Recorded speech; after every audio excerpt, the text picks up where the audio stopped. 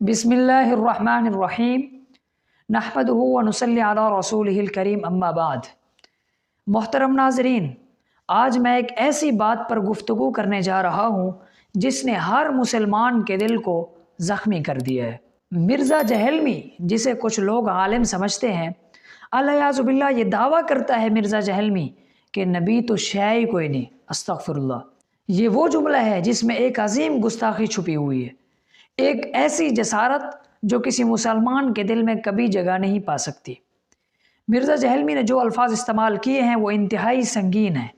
پہلے آپ یہ ویڈیو دیکھ لیں، الفاظ سن لیں کہ کس طرح غلیظ الفاظ نبی معظم شفیع اعظم کے بارے میں مرزا نے کہے۔ کیونکہ توحید کا مطلب یہ ہے کہ اللہ کے سوا کوئی پیغمبر، کوئی فرشتہ، کوئی بزرگ، کوئی بابا، شاہی کوئی نہیں۔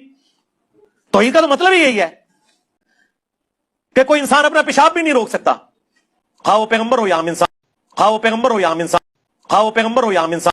تو سنا آپ حضرات نے، کہہ رہا تھا نبی تو شے ہی کوئی نہیں، اور آگے کہا استغفر اللہ کہ نبی اپنا پیشاب بھی نہیں روک سکتے۔ استغفر اللہ، کتنی بڑی گستاخی ہے۔ یہ الفاظ نہ صرف نبی کریم صلی اللہ علیہ وسلم کی ذات پر حملہ ہے بلکہ توحید کے بھی منافی ہیں۔ یاد رکھیے، نبی اکرم صلی اللہ علیہ وسلم اللہ کے آخری رسول ہیں اور ان کا مقام اللہ کی نظر میں سب سے اعلیٰ ہے۔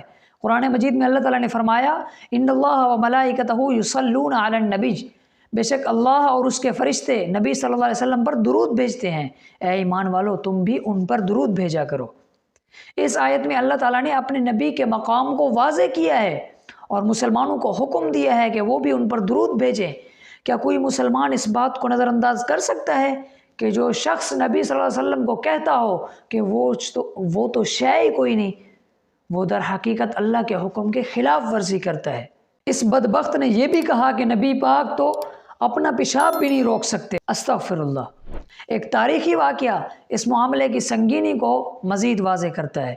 حضرت عمر رضی اللہ تعالیٰ عنہ کے زمانے میں ایک منافق نے نبی اکرم صلی اللہ علیہ وسلم کے فیصلے کو ماننے سے انکار کر دیا تھا، تو حضرت عمر نے فوراً اس شخص کو قتل کر دیا تھا، کیونکہ نبی کے حکم کو نہ ماننا دراصل اسلام میں بغاوت کے مترادف ہے۔ اب مرزا جہلمی جیسا شخص جو نبی صلی اللہ علیہ وسلم کی شان میں گستاخی کرتا ہے، وہ کس قدر بڑا منافق ہے۔ نبی کریم صلی اللہ علیہ وسلم کی شان کو معمولی قرار دینا یا ان کے مقام کو کم تر سمجھنا انتہائی سنگین گناہ ہے، بلکہ کبیرہ گناہ ہے، اور مرزا جیسے لوگوں کے لیے اس دنیا اور آخرت میں شدید عذاب منتظر ہے۔ یہ بات ذہن نشین کرنی چاہیے کہ توحید کا مطلب یہ نہیں ہے کہ نبی تو شے ہی کوئی نہیں۔ استغفر اللہ۔ نبی اپنا پیشاب نہیں روک سکتے۔ استغفر اللہ۔ توحید کا مطلب یہ ہے کہ اللہ وحدہ لا شریک ہے۔ توحید کا مطلب یہ نہیں ہے استغفر اللہ کہ نبی کوئی شے ہی نہیں۔ اس بدبخت نے سنگین جرم کیا ہے، اس کو چاہیے کہ آن ریکارڈ آ کر معافی مانگے۔ اللہ نے ہمیں اپنے نبی کو ماننے کا حکم دیا ہے۔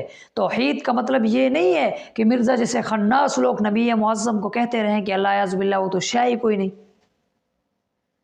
نبی صلی اللہ علیہ وسلم کی عزت و عظمت ایمان کا جز ہے۔ میں آپ لوگوں کی جانکاری کے لیے ایک بات بتاتا چلوں، قرآن مجید نے صحابہ اکرام کو کیا کیا احکامات بیان فرمائے ہیں کہ یا ایھا الذین آمنوا لا ترفعوا اصواتکم، اے ایمان والو، اے میرے صحابہ، نبی صلی اللہ علیہ وسلم کے سامنے اپنی آواز کو بھی اونچا نہ رکھنا۔ اگر آواز کو بھی اونچا رکھو گے تو حابطت اعمالہم، تمہارے سارے اعمال ختم ہو جائیں گے۔ اور اس بدبخت نے نبی کو کہہ دیا کہ کوئی شے ہی نہیں۔ نبی تو مختار کل ہیں، ان کو تو شفاعت کے لیے کہا گیا ہے کہ آپ شفاعت کریں گے آخرت میں، وہ تو شافع معاشر ہیں۔ اللہ تعالیٰ قرآن مجید میں نبی صلی اللہ علیہ وسلم کو رحمت للعالمین قرار دیتے ہیں۔ جو شخص نبی صلی اللہ علیہ وسلم کی شان میں گستاخی کرتا ہے وہ در حقیقت اللہ کی طرف سے مقرر کردہ اصولوں کو رد کرتا ہے۔ مرزا جہلمی جیسے لوگ اپنے باطل نظریات سے لوگوں کو گمراہ کرنے کی کوشش کرتے ہیں، لیکن انہیں یاد رکھنا چاہیے کہ مسلمان کا دل نبی کی محبت سے لبریز ہے۔ کوئی بھی مسلمان نبی کی شان میں گستاخی برداشت نہیں کرے گا۔ اللہ کی طرف سے ایسے لوگوں کے لیے سخت عذاب کا وعدہ ہے۔ اللہ تعالیٰ قرآن مجید میں فرماتا ہے بے شک جنہوں نے اللہ اور اس کے رسول کو اذیت دی ان پر دنیا اور آخرت میں لعنت ہے اور ان کے لیے ذلت کا عذاب ہے۔ سورۃ احزاب میں ہے۔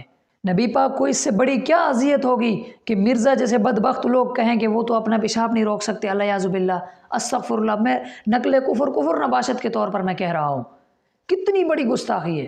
مرزا جہلمی جیسے لوگ مسلمانوں کے جذبات کو مجروح کرتے ہیں، لیکن نبی کریم صلی اللہ علیہ وسلم کی سیرت پر عمل پیرا ہونا چاہیے، ہمیں محبت، دلیل اور حکمت کے ساتھ ان کا رد کرنا چاہیے اور لوگوں کو حقیقت سے آگاہ کرنا چاہیے۔ یاد رکھیں نبی کی محبت ہمارے ایمان کا حصہ ہے اور ہم ان کی عظمت کا دفاع کرتے رہیں گے اور ان بدبختوں کو للکارتے رہیں گے۔